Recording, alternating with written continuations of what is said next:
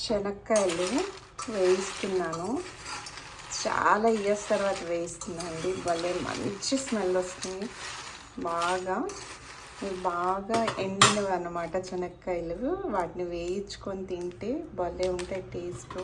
చాలా ఇయర్స్ తర్వాత వేయిస్తున్నాను. మా చిన్నప్పుడు చేలో ఉండేవి, అప్పుడు వేయించుకునేవాళ్ళం. లేకపోతే నిప్పుల పైన అలా వేయించుకొని తినేవాళ్ళం.